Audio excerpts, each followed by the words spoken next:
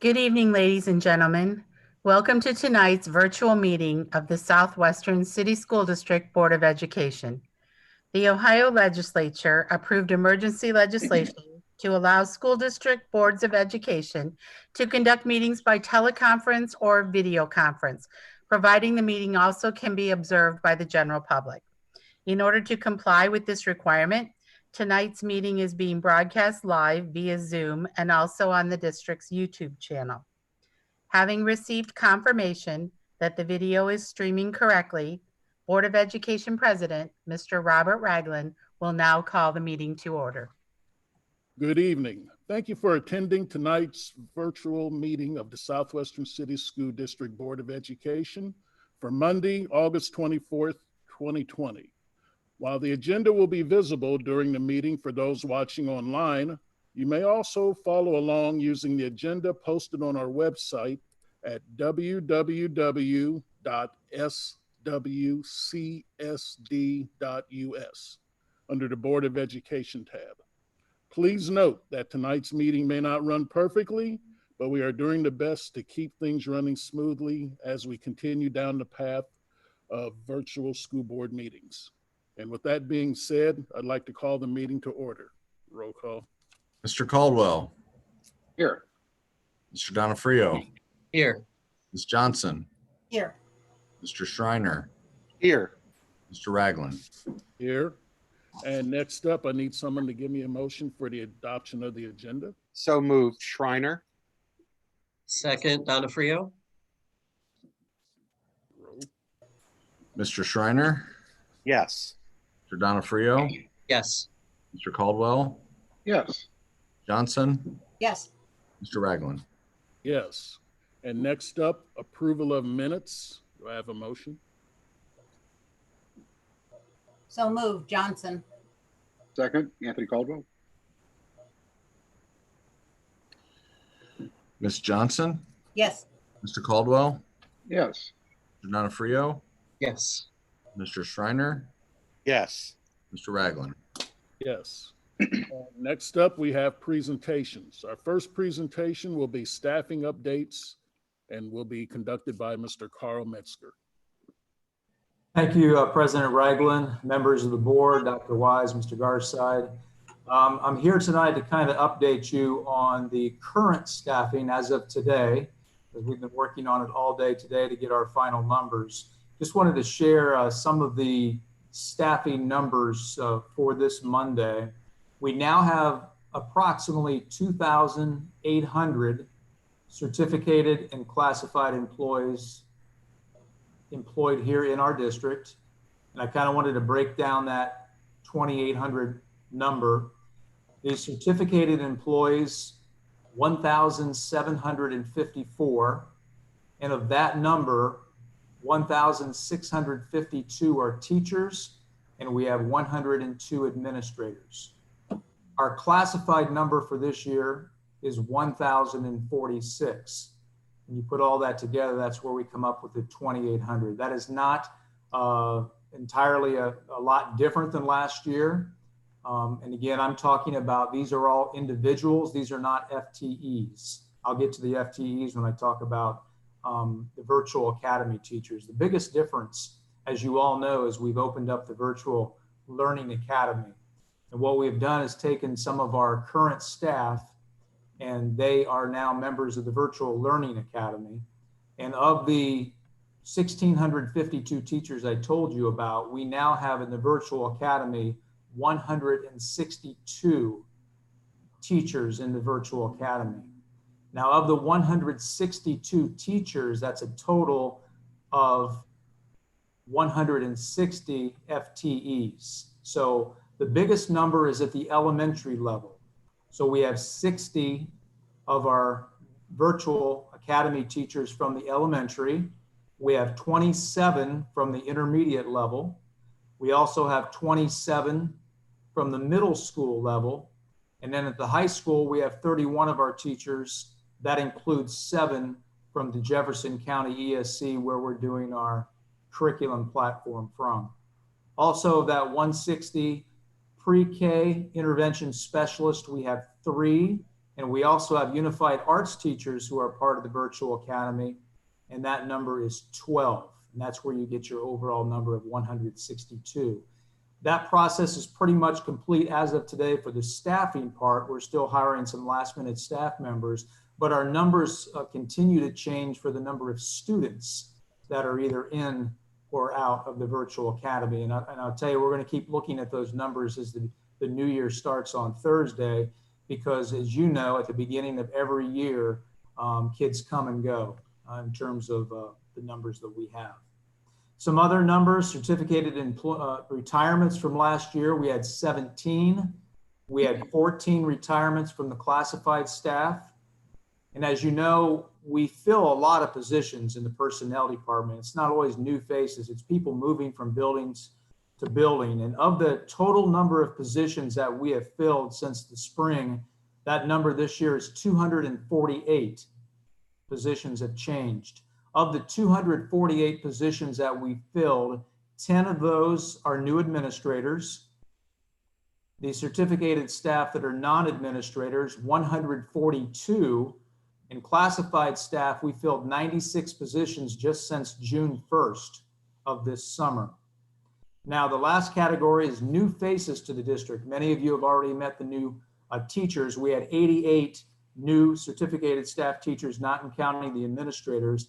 The breakdown by level is 8 new certificated staff members from the district service center, 25 came from the elementary, 15 from the intermediate level, 20 at the middle school level, and 20 at the high school level, for that total of 88. We've got 6 new faces who are administrators that were from outside the district. That's 1 elementary, 1 intermediate, 1 middle school, 1 high school, and how did I do this? And 1 district level person. So we spread them out pretty good for the administrators. And finally, classified staff, the new faces, we've had 20, and we still have classified's kind of a rolling thing. We do it all year long. So we still have a number of classified we'll be filling before we get things rolling for the new school year here on Thursday. So that's what 2020, 2021 looks like so far. And we'll keep looking at those numbers and make adjustments as we need to. Thank you very much. You have any questions? Any questions? Thank you. Yeah, and once again, thank you for your detailed update.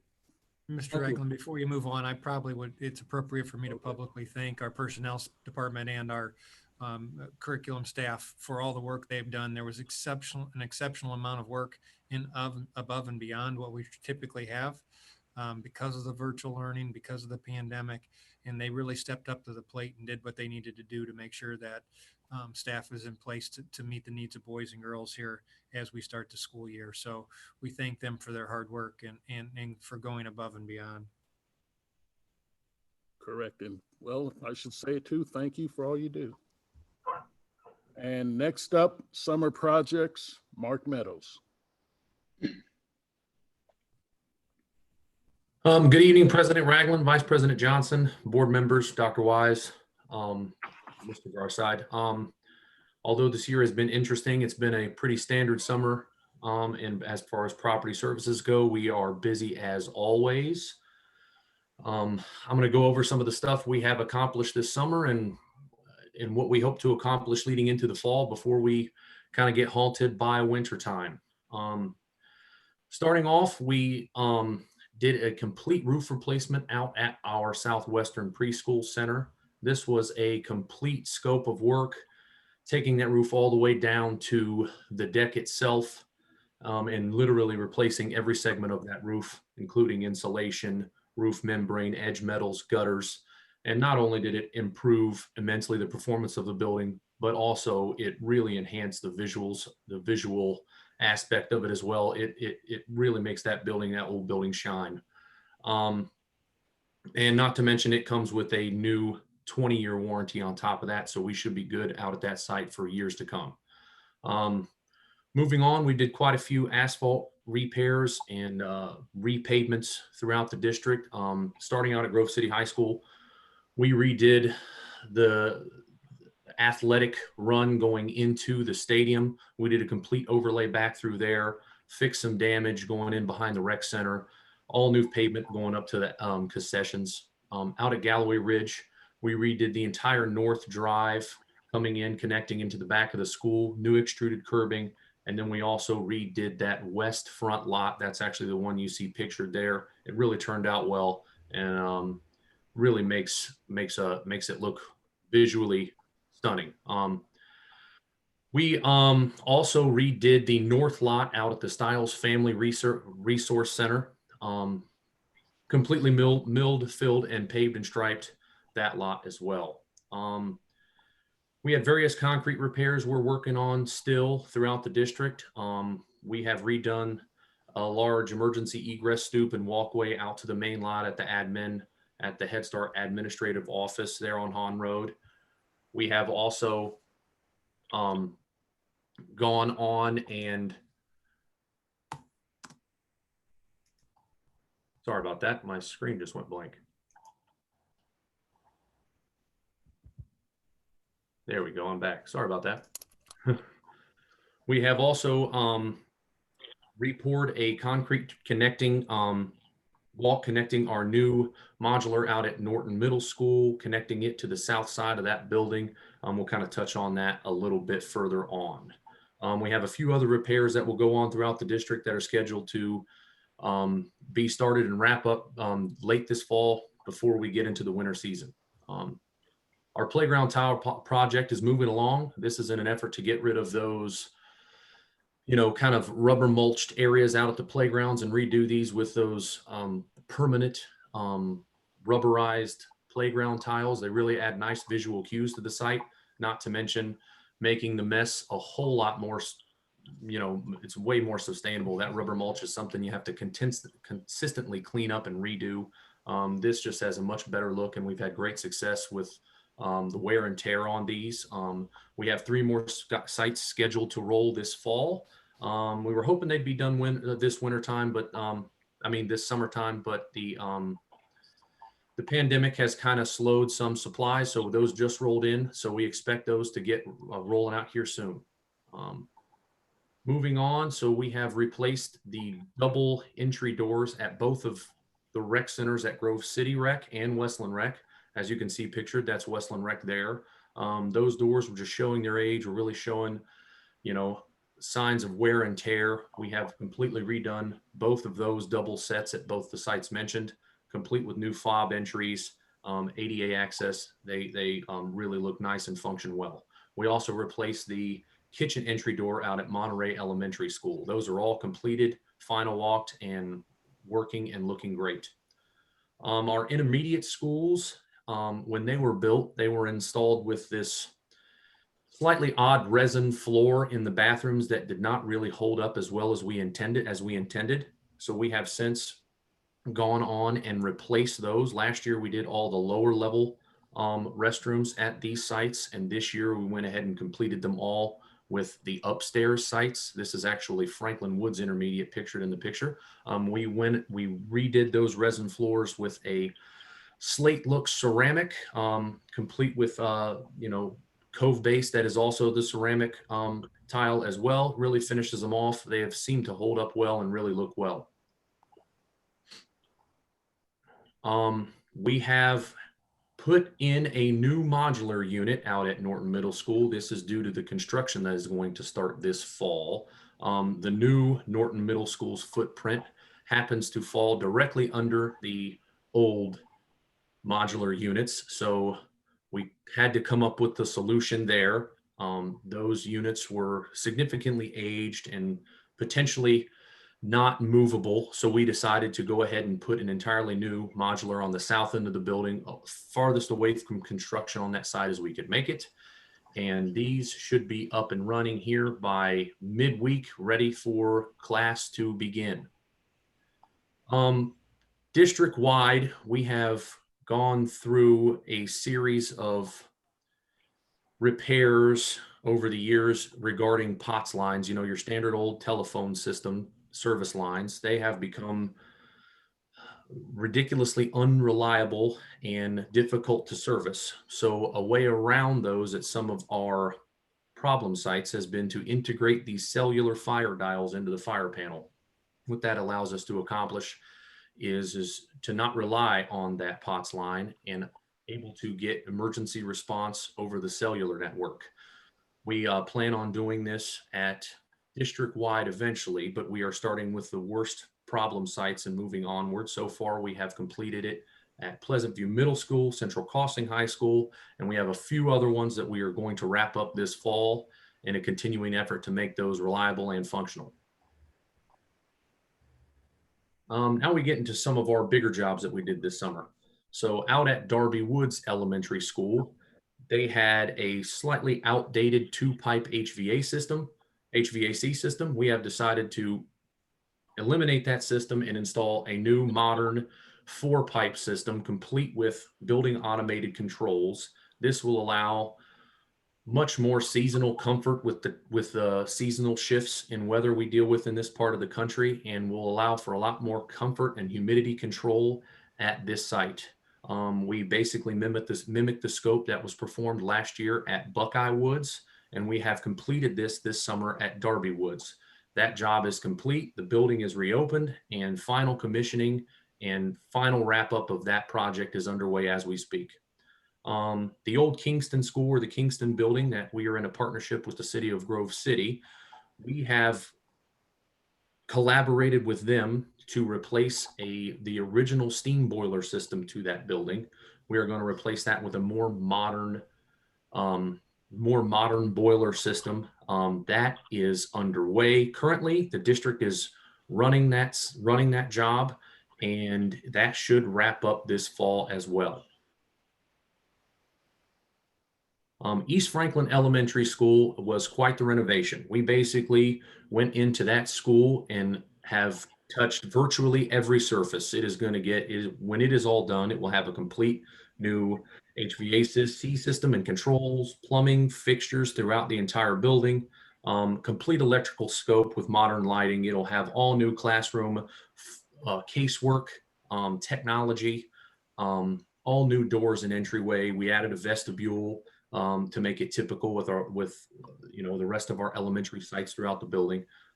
We had to add the flooring scope. We kind of advanced that one year, as I'm sure you're aware. And we went through and we are redoing all the paves and drives. That project is coming to a close. We're working with AEP to get those final power additions wrapped up, working on obtaining occupancy, and we hope to get staff members back in that building very soon. And that brings us to a close. If there's any questions. Any questions? Mr. President, one, great work. I mean, it's a lot of stuff to try to get done over the summer, and Mark, you and your team have just done a really remarkable job. This question may be more for Dr. Wise, but Mark, you might be able to help too. Just concerned about ventilation. You know, one of the things that we hear about this virus is that it spreads through the air, and wondering what changes we were considering for our ventilation system in our schools, or what we're doing to try to find UV filters or whatever to make sure that our air is cleaned as it's going through our systems. Do you want to go or you want me to? I can. It's up to you either way. I can go or. So what we're doing is, me and Dr. Wise were actually talking about this morning. We're going through all the buildings and make sure our MERV rating filters is as high as it can possibly be for every system that we maintain.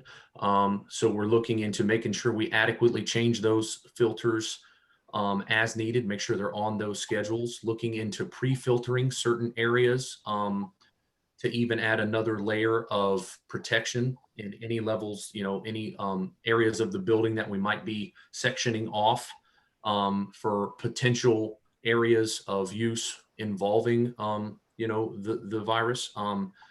And we're going through and making sure we have, the best filtration we can possibly have regarding the systems in place. I hope that answered your question. Thanks, Mark. We've also had conversations about running the air handlers for a longer period of time, both before and after, so that you can recirculate the air. But essentially, it's a twofold strategy: filtration and air circulation, so that you can bring in the fresh air and also make sure that contaminants are minimized that leave the space. Yeah. So one other piece to build on what Dr. Wise says, we're going through all the building systems as well. and seeing how far we can push that introduction to fresh air envelope. So we're wanting to open up and allow as much fresh air introduction as, you know, the system will allow without compromising the system itself. Thank you. Any other questions? Okay, well, Mr. Meadows, thank you for all you do. Thank you. You were really truly busy. Thank you very Thank much. you. Thank you so much. And next up, we have Fiscal and Operational Management, Mr. Lee Schreiner. Thank you, President Ragland. Under Fiscal and Operational Management, this evening, we have 4 action items. The first is approval of the bus stops for the 2020-21 school year. It is recommended that the Board of Education approve the resolution to approve the bus stops for the 2020-21 school year. That's Exhibit X1 in the executive content area. Secondly, classroom facilities lease to the Educational Service Center of Central Ohio, or ESC. It is recommended that the Board of Education enter into a classroom lease agreement for the 2020-21 school year with the Educational Service Center of Central Ohio as presented, Exhibit X2. Third, agreement with Communities and Schools, or CIS. It is recommended that the Board of Education enter into an agreement with the Communities and Schools to provide 14 site coordinators to secure and connect the school and/or students with the needed resources and services to address the non-academic barriers negatively impacting student success in the amount of $658,000 for the 2020-21 school year, Exhibit X3. And fourth, advance refunding bond resolution. It is recommended that the Board of Education approve the advance refunding bond resolution as attached, Exhibit X4. It is anticipated that the advance refunding will produce a savings of roughly $1.8 million to the school district taxpayers over the term of the bonds. After reviewing these action items, Mr. President, I move them for passage. Thank you, Mr. Schreiner. Is there a second? Second, Anthony Caldwell. Thank you. Okay, roll. Mr. Schreiner, Yes. Mr. Caldwell, Yes. Mr. Donofrio, Yes. Ms. Johnson, Yes. Mr. Ragland. Yes.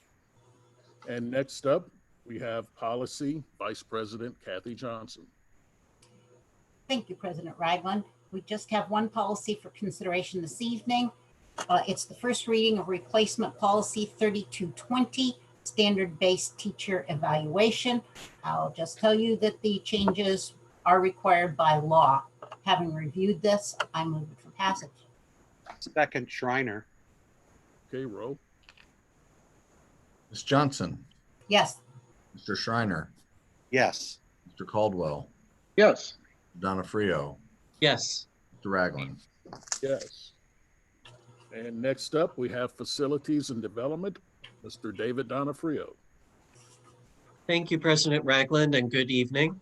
On tonight's agenda for facilities development, it is recommended that the Board of Education approve the 4 resolutions authorizing and approving the program requirements and schematic design stage submission for the 4 new middle schools as presented.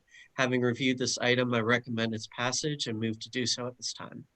Thank you. Is there a second? Johnson? Doesn't matter. I passed to Kathy. Okay. Second by Kathy Johnson.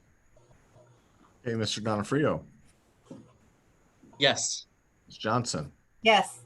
Mr. Caldwell, Yes. Mr. Schreiner, Yes. Mr. Ragland. Yes.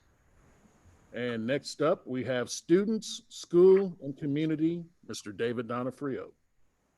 Thank you, Mr. President.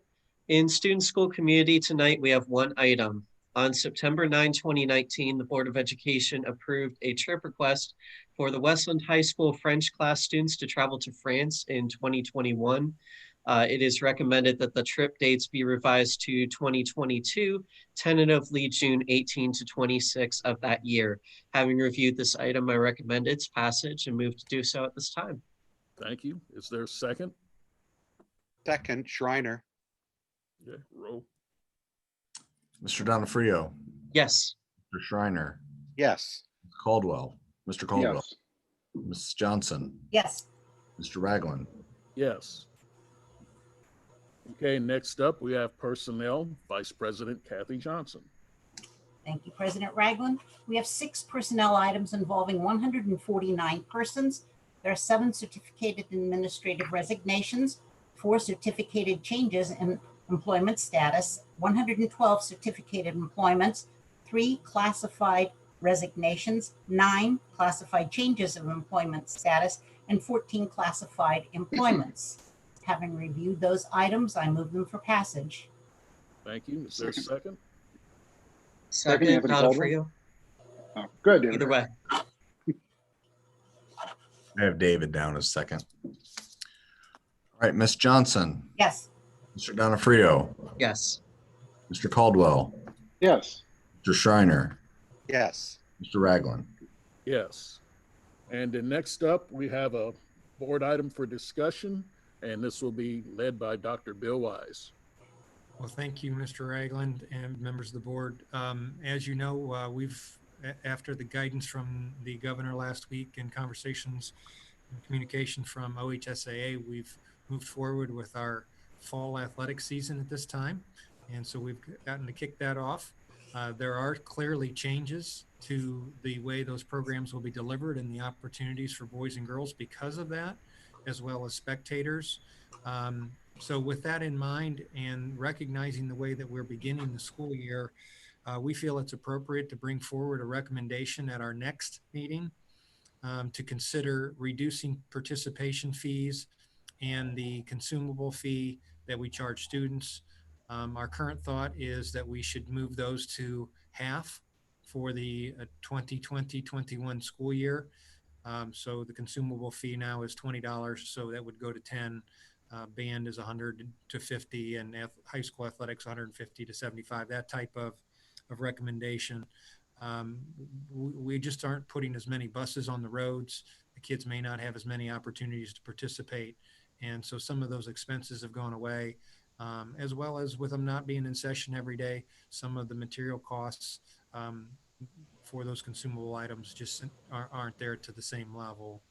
And so that's the thought, and we thought we would share that tonight with you folks to see if there was any feedback before we then bring that forward in the form of a recommendation at our first September meeting. Well, thank you. Folks have any questions, comments? My only feedback, I completely agree with Dr. Wise. I think it makes a lot of sense. Okay, sounds good to me too also. And if there's nothing else, do I have a motion to adjourn the meeting? So moved. Second. That was Anthony Caldwell, correct? Yes, sir. All right, Miss Johnson, Yes. Mr. Caldwell, Yes. Donofrio, Yes. Mr. Shriner, Yes. Mr. Ragland. Yes. Okay, well, once again, folks, thank you very much. Stay safe and wear your mask.